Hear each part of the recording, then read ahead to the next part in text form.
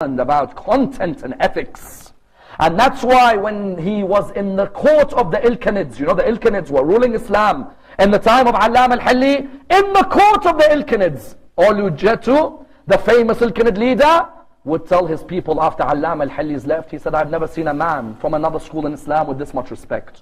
When he talked about Rasulullah, he talked about him with respect. When he talked about our companions, I know he differs with us, but he talked with honor. Yes, he concludes different to us, but he never once stooped to be arrogant towards us. Rather, he showed respect, and it shows you that his intention was to bring people towards Allah and not cause disunity.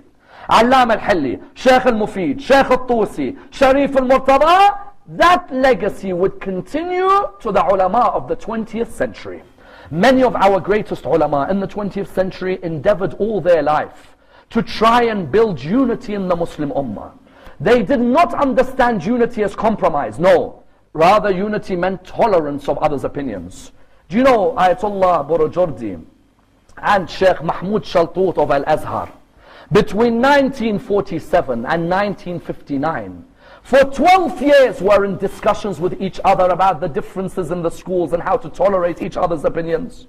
How to tolerate the opinions of Abu Hanifa and Malik and Imam al-Shafi'i and Imam Ahmad bin Hanbal and Imam Ja'far al-Sadiq, until because of this dialogue, in Al-Azhar, the 5th school of fiqh became the Ja'fari school.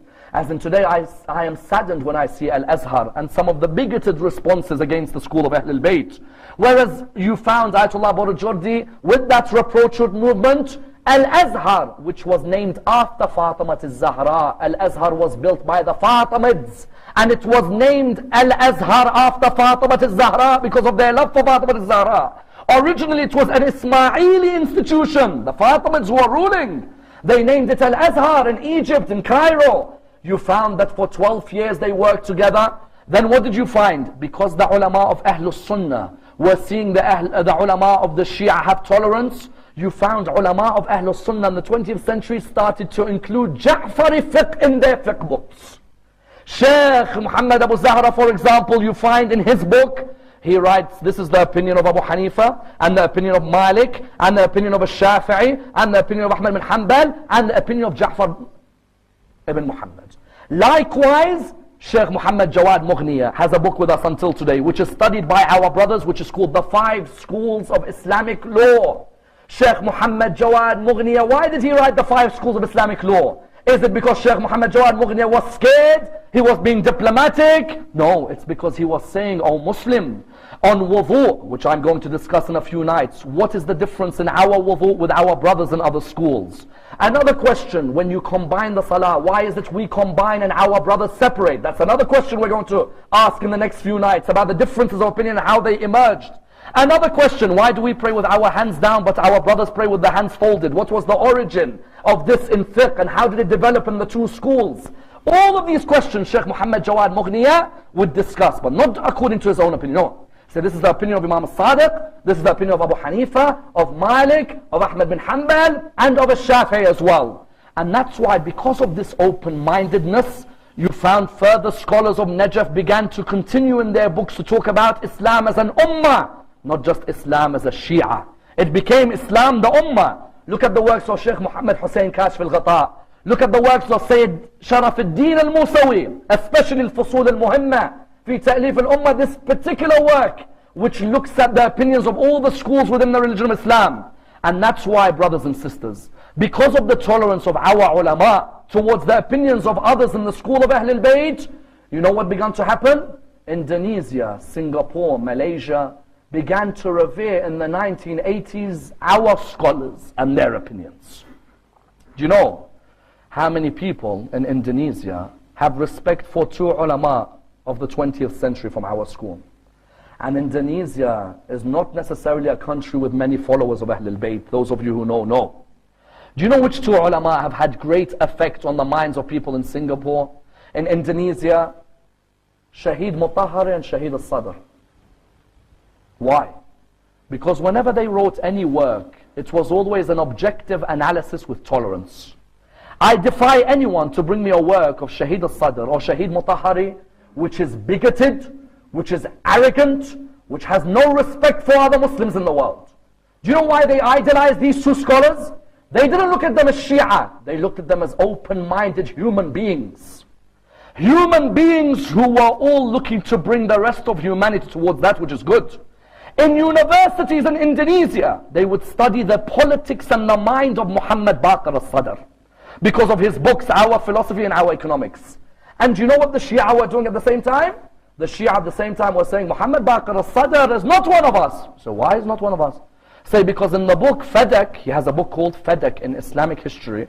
In the book Fadak, he wrote Al-Khalifa Abi Bakr. Some of the Shia were like, how dare he write Khalifa? Abu Bakr is not Khalifa. We want Imam Ali as Khalifa. Habibi, when you write academic analysis, history is history. When you write academic analysis, when he says Al-Khalifa Abi Bakr, does not mean Muhammad Baqir al-Sadr concludes everything that Abi Bakr did was for the greatness of the religion of Islam. But he's writing an objective analysis.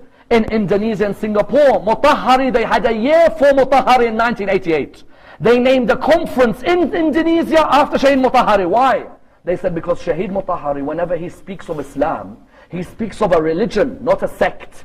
He always gives the opinions of everyone in the religion, makes everyone feel part of one ummah. And that's why, without a doubt, in our communities today, it is vital that this level of tolerance remains. And that's why the final question arises. What was the stress on Sunni Shia unity in the life of Ayatollah al-Khomeini? Without a doubt, no man in the 20th century stressed on Shia Sunni unity like Ayatollah al-Khomeini. And when you look at his stands, you see a man with a vision which was far-sighted. But with some of these stands, the question arises, could they evolve or no? What do I mean? Firstly, one of his greatest stands was the stands on the Quds Day. In this month, the Shahr Ramadan, we will all come together to honor on the final Friday the plight of our brothers in Palestine. Isn't that true? Does that mean, as a side note, I forget our brothers in Parachinar, or I forget our brothers in Iraq, or I forget our brothers, for example, in other parts of the world like Bahrain and Syria who are being oppressed? No.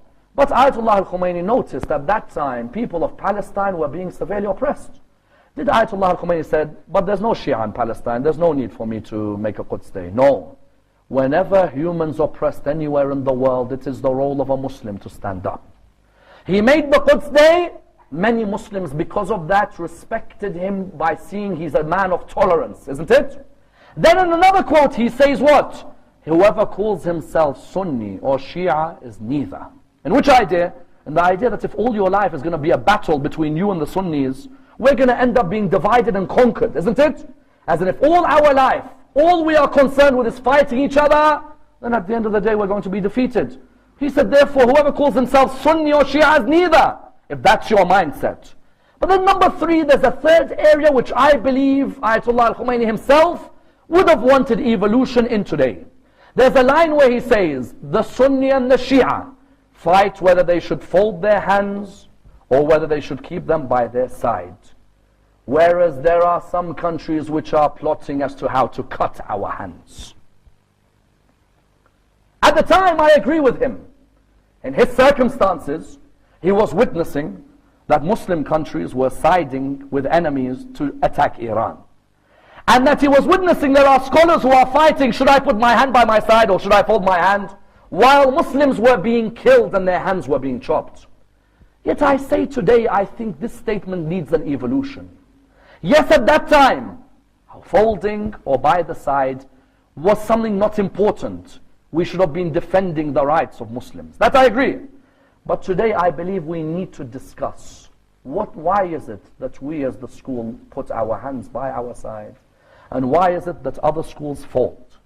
Because the only way we're going to build a healthier community in Africa, in America, in Europe, in Australasia, and importantly in the Middle East, is when we start dissecting our heritage and respect the heritage of others. The moment we start realizing why we pray by our sides and why our brothers fold their hands, why we wipe the feet and our brothers wash their feet, why we pray on a moor and our brothers pray on carpet, why we combine our salah and our brothers separate, is it the aim that we want to cause disunity? No. Rather, the aim is that maybe by us opening our minds to research on each other's faiths, there will be much more tolerance of each other's opinions. In the 80s, the Ayatollah Khomeini's opinion stood still, and it was right, and it made sense. Whereas in the year 2012, there is a need for us to finally open up and go to the very roots of our legal and theological system, in order that we not only respect our heritage, but have appreciation and tolerance for the heritage of other Muslims in our environment today. We pray to Allah subhanahu wa ta'ala to raise us with Muhammad and Al Muhammad, and to bring unity between the Muslim Ummah in this, the holy month of Ramadan. Allow us to be amongst the followers of the message of Muhammad and Al Muhammad. Raise us with the Imam of our time, Imam Sahib al-Asr wal-Zaman. As I said, brothers and sisters, inshallah, the next 14 nights we'll look at the 14 areas of most controversy and see what is the differences between our school and other schools, and how these differences emerged on each one of these areas. Inshallah, we will dissect them, all of us, together with the mercy and the blessings of Allah subhanahu wa ta'ala. If you can recite a Surah Fatiha for my uncle, this is the 1-year anniversary of his passing away last year in Mashhad. But before it, the loudest of your salawat.